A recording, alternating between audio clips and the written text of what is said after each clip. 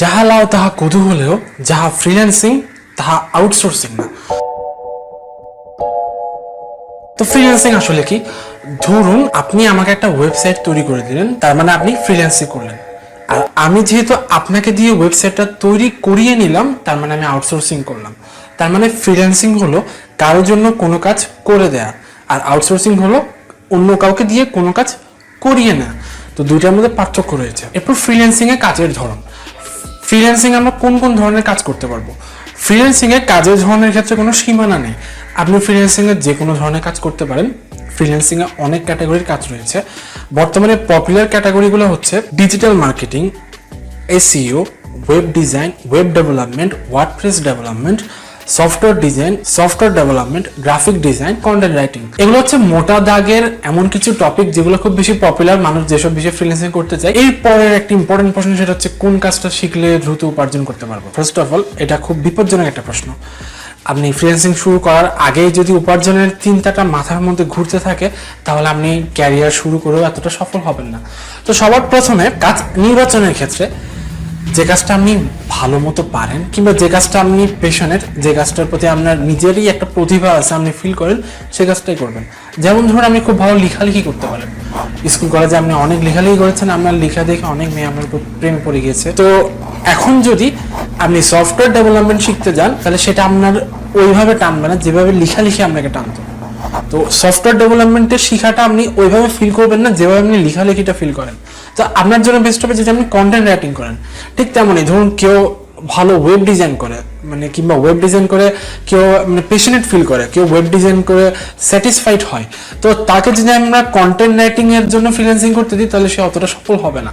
So উপার্জন করার আগে আপনি ভাববেন কোন কাজটা আপনি খুব ভালো মতো পারেন। আপনি যে কাজটা পারেন, যে কাজটাতে আপনি এক্সপার্ট, যে কাজটা করে আপনি মেন্টাল স্যাটিসফ্যাকশন পান, সে কাজটা দিয়ে আপনি শুরু করবেন এবং সে কাজটা করে আপনি সফল হতে পারবেন। অ্যান্ড ফার্স্ট অফ অল, মোটেও কাজ শুরু করার আগে টাকা উপার্জন করার চিন্তা করবেন না। আমরা বুঝলাম ফ্রিল্যান্সিং এর কাজের ধরন এবং ফ্রিল্যান্সিং এর উপার্জন করার বিষয়টি। এখন প্রশ্ন হচ্ছে, আমি তো কাজ জানি না, কিভাবে আমি কাজ শিখবো? তো ফ্রিল্যান্সিং এর যে কোনো একটা টপিকে আপনি যদি কাজ শিখতে চান, তাহলে আপনি হয় কোনো আইটি সেন্টারে যেতে পারেন, আইটি ইনস্টিটিউশনে যেতে পারেন, অথবা আপনি কোনো অনলাইন প্ল্যাটফর্ম থেকে কোনো একটা স্কিল ডেভেলপ করতে পারেন। তো ফার্স্ট অফ অল, কাজ শেখার ক্ষেত্রে আমি যেটা বললাম, সবার আগে যে কাজটা আপনি পেশনেট কিংবা যে কাজটা আপনি ফিল করেন সেটা সিলেক্ট করবেন, সেই কাজটাই উপরই ফোকাস করবেন। এরপর ওই কাজটা শেখার জন্য আপনি হয় কোনো আইটি ইনস্টিটিউশনে যাবেন অথবা কোনো অনলাইন প্ল্যাটফর্মে। ধরুন আপনি গ্রাফিক ডিজাইন সম্পর্কে আপনি অনেক পেশনেট, এই জিনিসটা আপনাকে খুব টানে, আপনাকে অ্যাট্রাক্ট করে। তো এখন আপনি গ্রাফিক ডিজাইন শেখার জন্য আইটি ইনস্টিটিউশনে যাবেন নাকি অনলাইন প্ল্যাটফর্ম ফলো করবেন?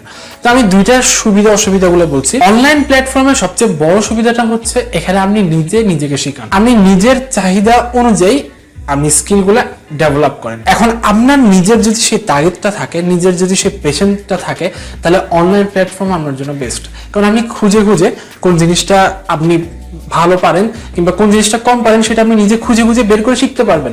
আপনি নিজে শিখাতে পারবেন, আপনি বেশি তাড়াতাড়ি এবং বেশি ভালোভাবে স্কিলড হবেন। আর অফলাইন ইনস্টিটিউশনের বিষয়টা হচ্ছে, ওরা আপনাকে একটা নির্দিষ্ট সিলেবাস মেনটেন করে শেখাবে। তো অনেক সময় দেখা যায় সেই সিলেবাসটা আপনার সাথে যাচ্ছে না, কিংবা ওই মেথডে ফলো করে আপনি মানে অতটা সাকসেসফুল হতে পারছেন। তো আপনি দেখবেন যে আপনি নিজেকে মোটিভেট করতে পারেন কিনা, আপনি নিজে উদ্বুদ্ধ করতে পারেন কিনা, তাহলে সেই জন্য অনলাইন প্ল্যাটফর্ম আপনার জন্য বেস্ট। আর আপনি যদি খুব আলসেমিতে ভোগেন কিংবা নিজে মোটিভেট করতে যদি না পারেন, তাহলে আপনার জন্য কোনো offline institution is the best solution. হচ্ছে শিখতে কেমন সময় লাগে।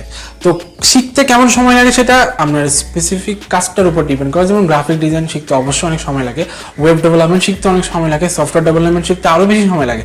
তো এখন কথা হচ্ছে, সময় লাগুক কিংবা না লাগুক, মানে সময় লাগার ওই প্রেশারটা আপনি কখনোই নেবেন না।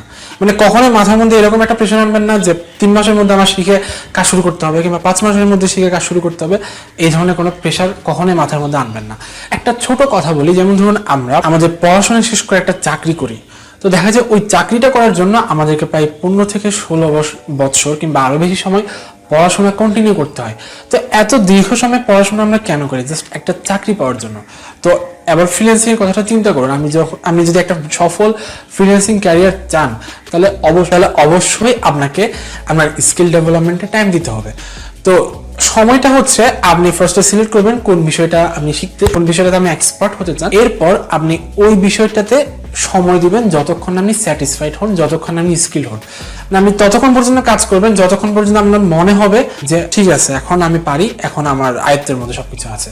তো এরকম একটা ফিলিং আপনার মধ্যে আসবে যখন আপনি একটা টপিক নিয়ে অনেকদিন রিসার্চ করবেন, পড়াশোনা করবেন, স্কিল ডেভেলপ করবেন, তখন একটা সময় গিয়ে আপনি নিজেই খুব স্যাটিসফাইড হবেন যে হ্যাঁ এখন একটা স্টেজে আমি চলে এসেছি, এখন আমি নিজের কাজগুলা বুঝি খুব ভালো মতো করতে পারি। তো ওই স্টেজটাতে না যাওয়া পর্যন্ত, ওই মেন্টাল স্যাটিসফ্যাকশনে না যাওয়া পর্যন্ত আপনি কাজটা, স্কিল ডেভেলপমেন্টের প্রক্রিয়াটা চালু রাখবেন। আপনি কাজ শিখে ফেলেছেন, এবার মার্কেট প্লেসে যাওয়ার পালা। তো মার্কেট প্লেসের সিস্টেমটা একটু বলে নিই। মার্কেট প্লেসে হচ্ছে বায়ার থাকে আর সেলার থাকে। বায়াররা কাজের পোস্ট করে আর সেলাররা তাদের কাজ কিংবা সার্ভিসটা সেল করে। তো দেখা যায় ফ্রিল্যান্সিং এর বিভিন্ন ওয়েবসাইট রয়েছে, যেমন আপওয়ার্ক, freelancer.com, ফাইবার। তো এই ওয়েবসাইটগুলোতে যেটা হয়, কোন একটা বায়ার একটা জব পোস্ট করে, তো ওই জবে বাকিরা ইন্টারভিউ দেয়।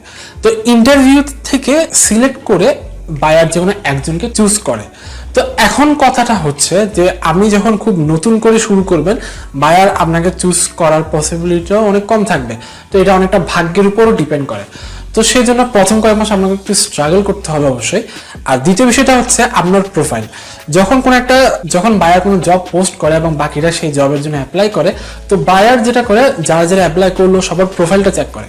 তো সেক্ষেত্রে আপনি যদি খুব ভালো এবং খুব প্রফেশনাল একটা প্রোফাইল ক্রিয়েট করতে পারেন, তাহলে সেই প্রোফাইলটা বায়ারদেরকে অবশ্যই অ্যাট্রাক্ট করবে, সেটা আপনার কাজ পাওয়ার পসিবিলিটিটা বাড়িয়ে দেবে। ফ্রিল্যান্সিং এর সফলতা নাকি ব্যর্থতা, কোনটির হার বেশি? আমি কোনো স্বপ্ন দেখাবো না। ফ্রিল্যান্সিং এর সফলতার কথা আমরা অনেক শুনি, কিন্তু পাশাপাশি ফ্রিল্যান্সিং এর ব্যর্থতার হারও অনেক বেশি। ফ্রিল্যান্সিং এ ব্যর্থ হওয়া খুব সহজ। আপনি যদি স্কিলড না হন, আপনি যদি এক্সপেরিয়েন্স না হন, আপনি খুব সহজে ফ্রিল্যান্সিং এ ব্যর্থ হবেন। এবং এটা দিবালোকের মতো। ফ্রিল্যান্সিং কোনো জাদু মন্ত্র নেই যেটা আপনি একবার সেই মন্ত্রটা পাঠ করবেন এবং ফ্রিল্যান্সিং এ সফল হবেন।